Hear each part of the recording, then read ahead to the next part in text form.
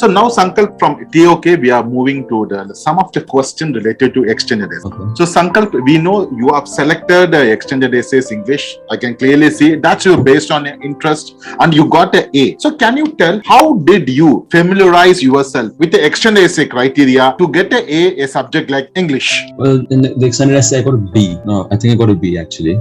But that works either way, A and B in TOK and extended essay. But for English, it took me a while to familiarize myself with the criteria and all, because at first I had taken biology for my extended essay subject. But since I had 3 sciences, I thought doing a 4th experiment would get too tedious and I would lose interest in it at the end of the day. So English was another interest of mine because I like to read. I have a few books of mine which I'm really passionate about. I have a lot to say about them. So I did some research and I decided I'll switch to English. It'll be a good change of pace for me. So I spoke to Manjula ma'am, I spoke to the teachers, I got their idea on it, and I switched to extended essay in English. And once I switched, I started working on it. I looked at samples, I looked at the rubric in the IB guide, I looked at that. I watched on YouTube the people who spoke about their own experiences. I listened to that just to give me an idea of what the extended essay demands and what you could write, how far you can go in terms of scope. And that set me off in a good way, because then I could start writing my own essay, start planning out my own ideas and see what all I can write and cannot write. And the more I did that, more I explored, the more I actually got a better understanding of the criteria, because then I know what is actually required and what is not required once I assess what I've written alongside the rubric and the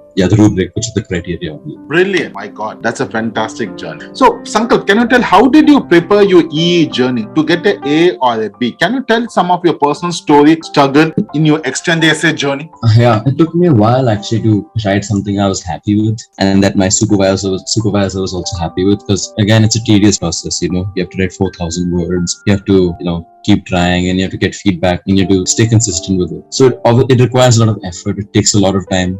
So I had written, I think by the end of my first summer break, as grade 11 finished and I was going into grade 12, I wrote my introduction, which is 500-ish words. And then I felt like I had to do more because I didn't want to leave it towards the other half of BP2. So a couple of weeks into grade 12, I started to work on the extended essay again. So after the introduction, I decided to write most of the body, and I wanted to get that done so I could get as much feedback as I could. But that was again really exhausting, because you have to, when you're writing something about English, you have to analyze books and passages and all these things. You have to first break down the book. You have to have a good understanding of it. You have to formulate your own opinion. You have to research online, look at other people's opinions and their analysis. So I think there were 2 days which I had pulled off 2 consecutive all-nighters to write maybe 2,000 words or so, and that was really, really tiring, because straight up all night writing, making sure I don't let's say become inconsistent or laid back with it. So I stayed up all night, made sure I worked on it. I decided not to go to school the next day, so I took some rest in the middle of the day,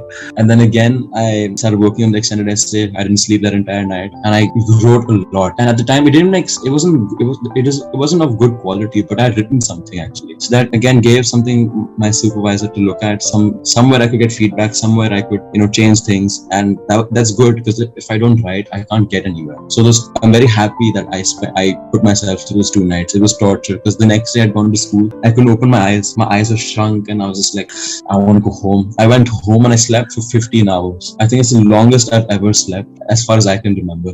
So again, going back to getting an A and B, you have to work hard. You can't achieve anything without working hard. You cannot take shortcuts. You cannot cheat. You cannot be dishonest. You have to be true, and you have to put in the effort. Sometimes you might have to stay up all night. Sometimes you might have to sacrifice, going out with friends or having a peaceful dinner and all. You have to, if you want to get a good grade, or if you want to get a grade of your desire, like if you want to score a 35 out of 45 or 40 on 45, you want to get a C in the extended essay, or you want to get an A in TOK, you will have to, make sacrifices. You'll have to put yourself through hell and torture. And this applies to everything you do in life, It's not just your subjects in school. It applies to, improving as a human, making yourself a better person. Brilliant. Or if you're into sport, if you want to become a better football player or tennis player, whatever it is, you have to sacrifice. You have to, put in the work. You have to make sure that you're tired. Because if you're not tired, you haven't put in effort at all. And if you don't put in effort, you won't make progress. And then if you don't make progress, you won't be happy. And if you're not happy, then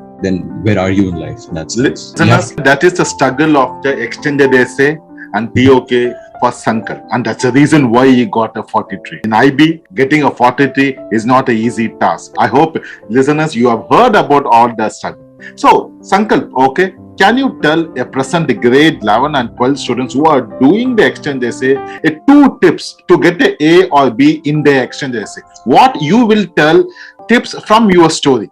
Find something you can write about, something which gets you excited, even if you might be exhausted from putting in effort and all, something that still, keeps your mind going. For me, I had taken 2 books, and one of the books was Jurassic Park, and Jurassic Park was my childhood favorite. I've been obsessed with it for years, and am obsessed with it. So I had so much to say about the book. So even when in those 2 all-nighters where I was exhausted, I still had so much to write, so much to say. So the first point is to be interested, have something you can write, something you can write about and talk about. And the second one is, I would say, keep trying. You have to, keep trying, try different ideas, try different experiments, try different ways of evaluating, try different approaches, different sentence structures, different ways of, phrasing what you're saying. And once you keep trying, you will have a good understanding of where you are and what you can do with your extended essay. Really fantastic. So we have a last couple of questions, Sankalp. Sankalp, I know you are going for a Cambridge. So can you tell what you are going for a Cambridge, what course you are going to take to our listeners again? Right. So at Cambridge, my course is National Science, which is basically science, and in that you can choose any science subject you want. So I'll be focusing on more of the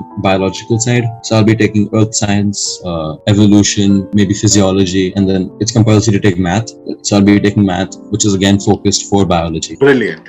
So Sankalp, going to Cambridge, I know it's not an easy job, and that's a dream for every DP student. So can you tell 3 tips for grade 11 or 12 students for their college, how to make a good college application, or how to go for a good college application?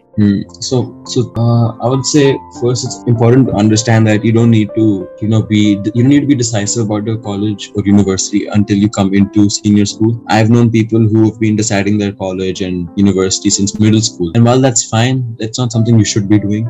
Give yourself time to breathe, and once you come into senior school, that's when you can start looking for different universities, different countries, start exploring all these different options. So one, I would say, is find a place which you're excited to go to. I was excited to go to England because I'm very familiar with the place. I was born there. I was never too keen on going to the US. But can you tell how did you prepare yourself for a college application? Right. So with that, you have to, once you find a place, you have to understand what the requirements are. Once you know what the requirements are, you will understand what you have to do, what you have to achieve, what is required of you, what is demanded of you. So to make a good application, you have to have a good understanding of the requirements. So that means you have to write a good personal statement, which is true for any university. Again, like for your extended essay, keep writing and keep writing, keep improving your personal statement. Find a course which you're passionate about, because if you're called for an interview, if you're called for an entrance exam, you can only do well in most cases if you like the course from the bottom of your heart. And another tip again would be, you have to put in effort. No matter where you want to go, make sure you do everything in your capability to meet the requirements, so that once your application is gone, you can look back and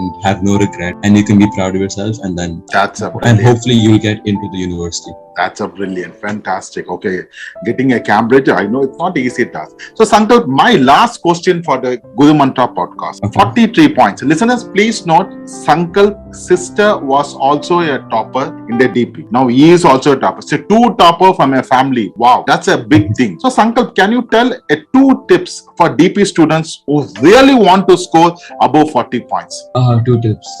One, you have to, again, as I've said many times before, you have to put in effort, hard work again and again. Because if you really want to achieve 45, 44, 43, 42, 41 or 40, you have to be passionate about it. You have to put yourself through hell to get to it. If you want to achieve something, you have to work hard for it. That is the number one thing. Even if there are times that you're feeling sad or annoyed or stressed, that is fine, but you also have to have that strength to pull yourself out of it and keep going. And that again comes to your effort, your hard work, and your interest and your desire to achieve that goal. And number 2, I would say, don't lose a sense of who you are while you're trying to achieve a 40 plus or whatever your goal is. Because if you don't keep in touch with your own hobbies and passions, then you won't be happy and you won't, enjoy the process at all. I look back at my 2 years and I'm happy of what I've been through. I'm happy that I put myself through this, because at the same time, I made sure I was doing other things I enjoyed. I still, did my art. I still wrote comic strips. I still did the things I enjoyed. I still played football. I went for runs. I still, I watched football matches. I still watched movies. I made sure that even though I was putting in so much effort, I still had some time to breathe. I still had some time to, relax and take a step back, so that once I have to work again, I'll be happy, and then I can go in with as much energy and desire as I can. Brilliant. So Wow. those are the 2 tips. Yeah. That's a fantastic one.